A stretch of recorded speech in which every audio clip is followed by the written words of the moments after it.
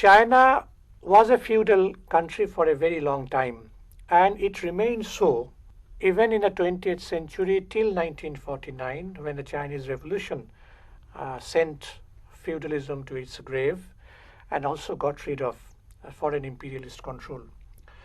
Now, Chinese industry basically was handicraft industry based on small-scale industry, and there was the appearance also of manufacturing in some sectors, but there was no development of large-scale industry in the modern sense of the term in China during the period we are dealing with.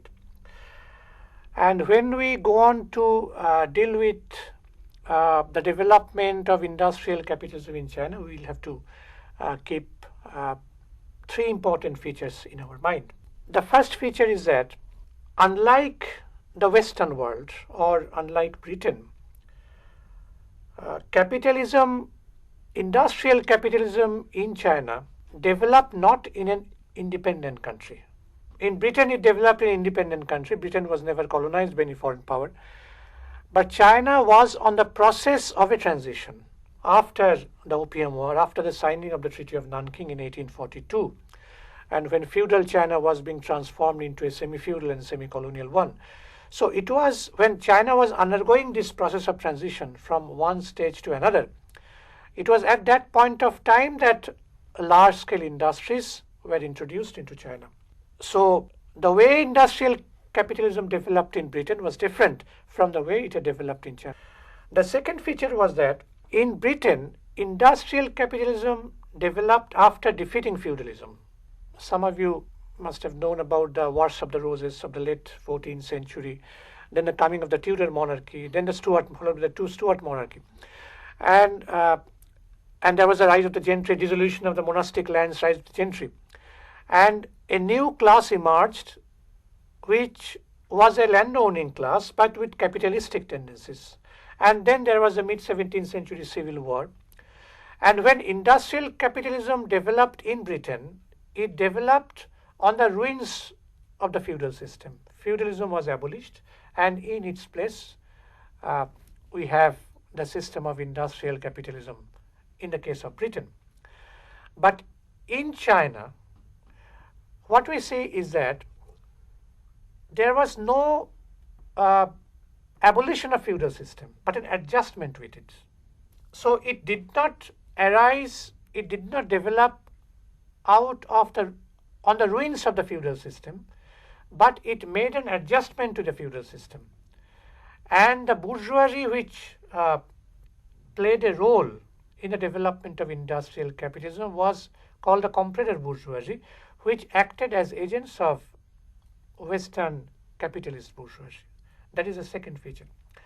And the third important feature was that in the case of Britain, industrial capitalism developed as a result of the evolution of the indigenous society.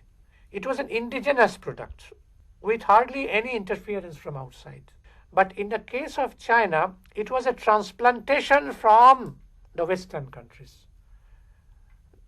There was no bursting of bond by the peasants. There were hardly any technological development, which one can find in Britain.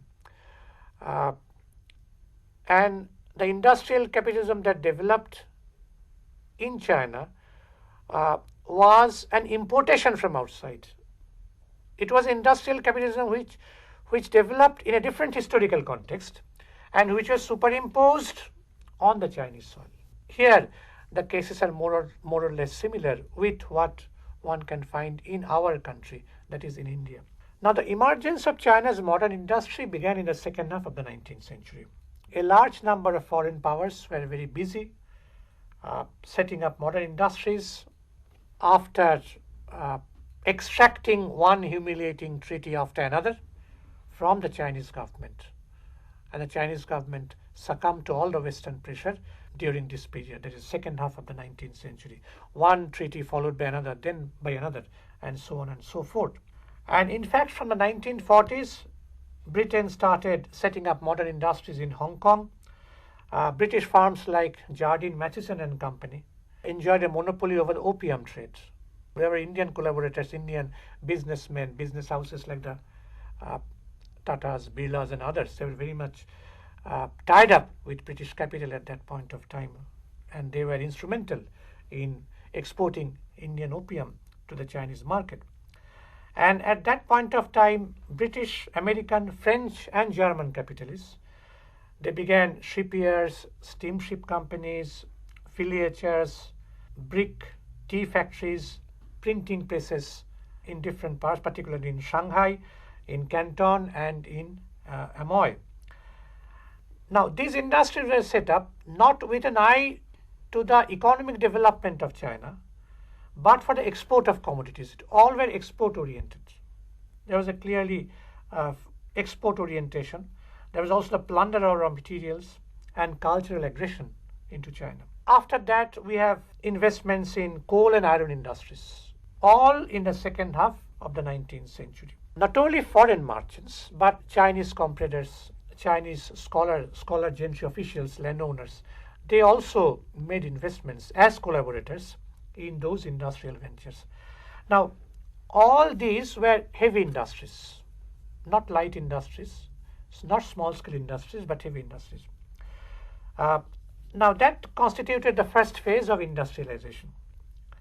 The second phase started from 1894-95, that is after the Sino-Japanese War and the signing of the Treaty of Shimonoseki in 1895, which was another humiliating treaty. China had to sign this time with Japan after she suffered a defeat in the hands of Japan. And then foreign investments were there in the railways, in the mines. In the railways, there were different lines: Yunnan, Vietnam, Chinese Eastern, Peking, Hankow, Shanghai, Nanking. So these were new railway lines set up, of course, by the Western power or the other. And the Chinese merchants, the Chinese comprador merchants, were very much involved in all these undertakings. They acted as agents. And in this way, they accumulated a huge amount of money. Now, the word comprador is Portuguese. Literally, it means buyer or purchaser. Mao Zedong pointed out in his essay Analysis of the Classes in Chinese Society that a comprador in the original sense of the word was a Chinese manager or the senior Chinese employee in a foreign establishment. And in fact, a comprador was a bourgeois who had his interests tied up with foreign bourgeoisie. And he also acted as brokers, as middlemen, and served the interests of the foreigners. These compradors became very important in the economic history of China, and it controlled the economic lifelines of the nation. In China, the comprador merchants first appeared in the early 19th century in the port city of Canton. Canton was the only port which was legally opened to foreign powers at that time, though illegally there was some other ports also, Amoy, Lintin Island, Macau, etc. But Canton was a major port city, which was only city legally open to the foreign powers. And it was in the city of Canton that foreign powers were allowed to establish their business houses. And there were the Hong merchants which were controlled by the emperor, and they had their farms, Kuhong, known as the Kuhong. And when the foreigners came, it was the Kuhong merchants who had to deal with their affairs, and some area was designated for some power, other area within the city of port city of Canton, and other areas. Another area was meant for another European power to do business. So in this way, and China's early industrialization was undertaken mainly by these comprador merchants, of course, in alliance with the bourgeoisie, with the foreign bourgeoisie. And there were also the traditional scholar gentry, including high officials and merchants. One Chinese historian, Yan Ping Hao, he described the compradors as the bridge between the East and the West. They formed a link, liaison, between the two parties. Now, besides industries, foreign banks were set up. Foreign banks were set up in the treaty ports, and after the Treaty of Nanking, 4 new port cities were opened: Shanghai, Amoy, Fuzhou, and Ningpo. And they utilized the doctrine of extraterritoriality, that is, extraterritorial operation of foreign law on Chinese soil. And they set up foreign banks in those port cities. And the most important was the Hong Kong and Shanghai Banking Corporation, HSBC, known as the HSBC, which was set up in 1864 with a huge amount of capital, 20 million Hong Kong dollars. In fact, their control, the control exercised by these banks, there were other banks also, Bank of China was another. Now, it was overwhelming. And in fact, they exercised much influence over the economy of China. Foreign economic aggression took many forms. First, there were direct foreign investments. The foreign imperialist powers, they controlled the whole of China's industry through the firms which they had opened in different parts of the country. And their factories were greater, they were greater in number than the factories owned by the Chinese. So that was one feature, direct investment. The second feature was that foreign investments in China were mainly commercial. There was a commercial orientation. As for example, in 1914, the total capital of foreign industrial enterprises was 1,000 million US dollars, of which about 83% were invested in commerce. So there was a definite external orientation, commercial orientation. And the third feature was that several imperialist powers dominated foreign commerce, foreign Chinese industries. As for example, in the late 19th century, or in the mid-19th century, we have 3 powers: Britain, Germany, Tsarist Russia, and France. These are the 4 powers. In the late 19th century and the first half of the 20th century, we have the United States and Japan, which aggressively pushed into China. However, there was a change in situation after the First World War and then after the October Revolution. After the First World War, Germany was defeated, so Germany was out of the picture. And after the October Revolution, Tsarist Russia was defeated, so Tsarist Russia was out of the picture. So Russia, of course, it was a new Russia. So both these countries were out of the picture. So we have 4 countries at that time: Britain, USA, Japan, and France. Is there any difference between the capitalisms of India and China? No, there are similarities. Basically, there is much similarity. In both the cases, in both the countries, we have handicraft production and the handicraft industry as the basis, emergence of manufacturing in some sectors, but no large-scale production. Before the advent of colonial rule in the case of India, and before the advent of Western capitalist powers in the case of China.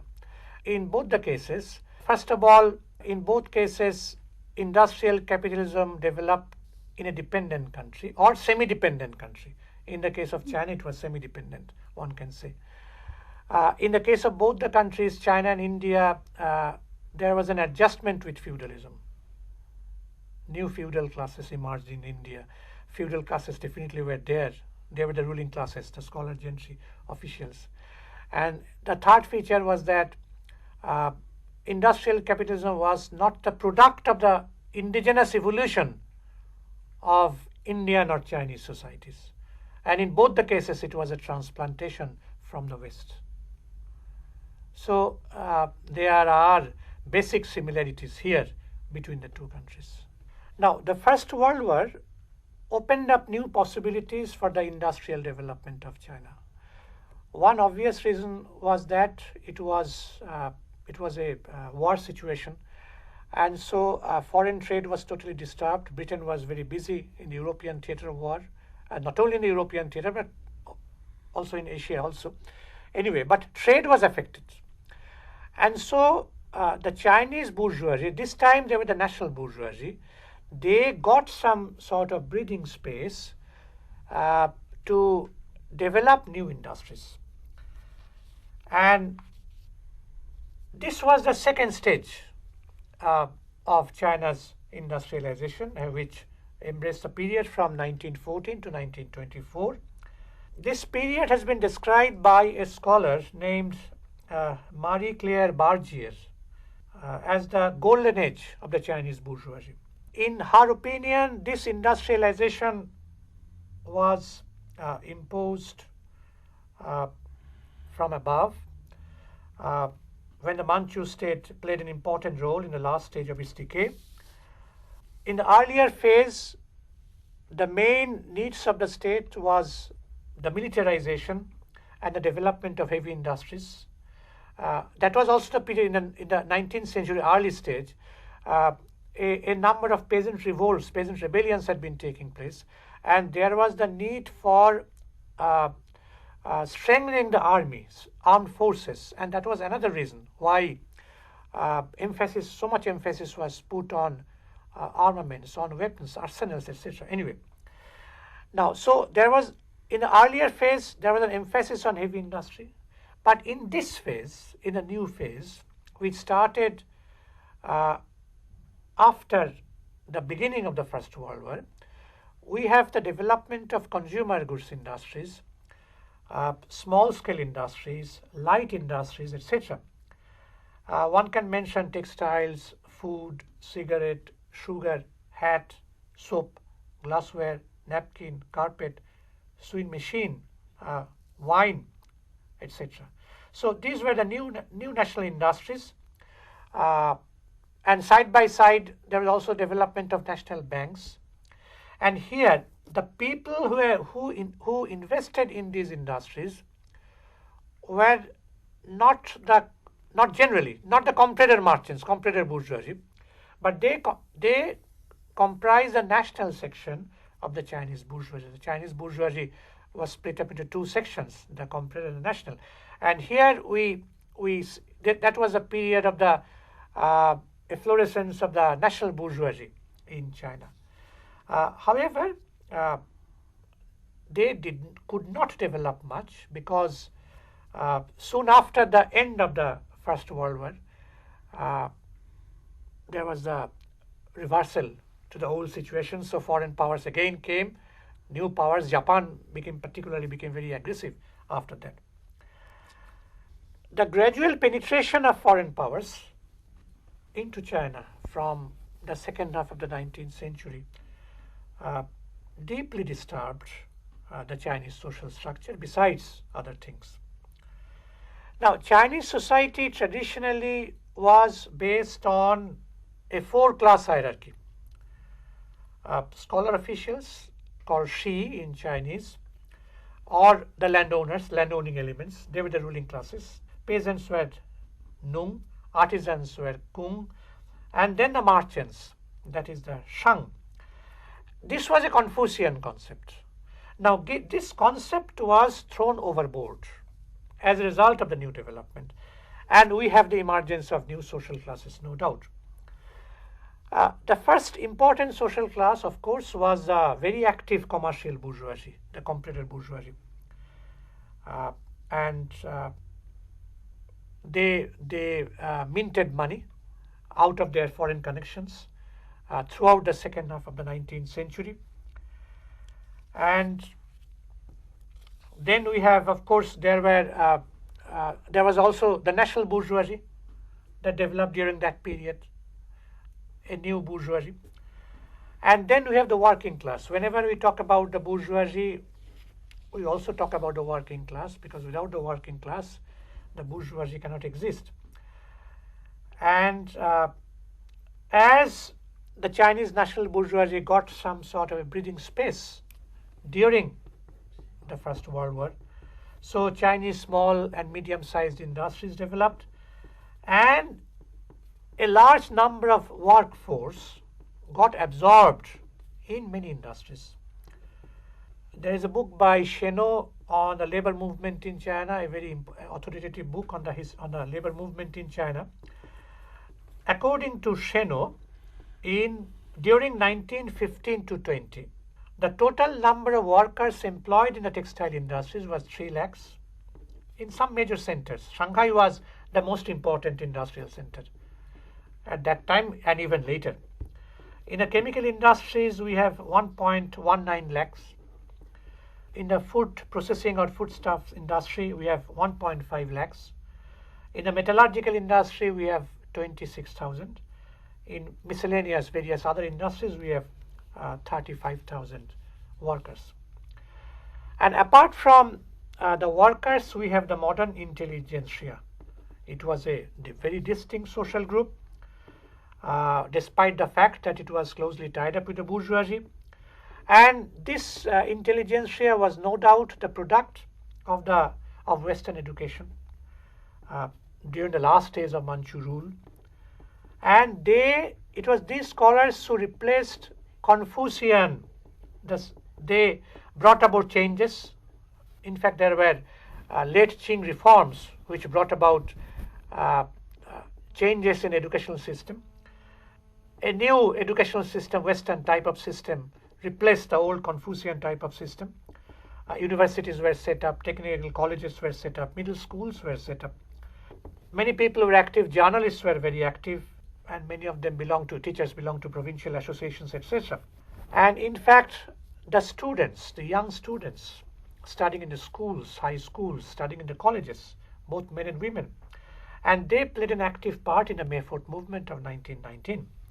Now, apart from this, the capitalists, industrial workers, the intelligentsia, there were also petty traders, craft workers. They were also there.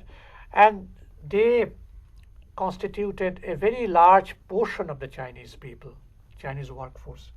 And then, of course, there were the peasantry. Peasantry was not a new social class, but they constituted the overwhelming majority. And they suffered all types of oppression by the feudal system, which was very strong, despite the fact that there were some industrial pockets in some sectors.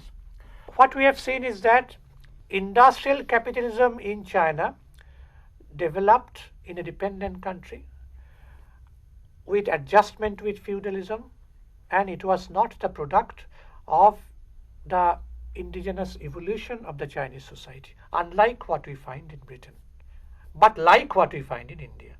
That is number one. And there were 2 stages of industrial development. One was in the second half of the 19th century, when there was emphasis on heavy industry. The comprador merchants were very much active. The comprador bourgeoisie was very much active, and they had their interests tied up with the foreign merchants. And in the 20th century, particularly during the period of the First World War, we have the development of small and medium-sized industries which produced consumer goods. And then we have a changing social structure, emergence of new social classes, the commercial bourgeoisie, the national bourgeoisie, the intelligentsia, the working class, and the petty bourgeois and craftsmen. And ultimately, it was the working class, definitely, and the peasantry, which were to play a decisive role in the future history of China. Do you think that the development of the new social classes in China is somewhat in tune with that of the West? Is it somewhat similar to that of the West? Or if it is not so, then what is the basic difference? No, working class developed in China in response to the emergence of industrial capitalism. There was one similarity between the West and China, initial period, when industrial capitalism was initiated, came in Britain, particularly during the Chartist movement. Artisans, handicraftsmen were thrown out of work. There was a loss of work. And they took to machine breaking, Luddism, which is called Luddism, destruction of machines. Machines were destroyed in the West because they were causes of unemployment. In the case of China also, there was destruction of machines. There was Luddism, Chinese Luddism in China, But machines were destroyed in China not primarily because these were causes of unemployment, but primarily because these were foreign. All these were foreign techniques. So they resisted. That is one that comes to my mind. The other thing is that China is a very big country, is a feudal country, unlike Britain, which is a very small country. If we take the percentage of the working class population and compare it with the percentage of working class population in England, then Britain compares nowhere, in a sense that Chinese workers were smaller in number in comparison to the total number of population in China. In the case of Britain, it is a sizable number. So that could be a comparison.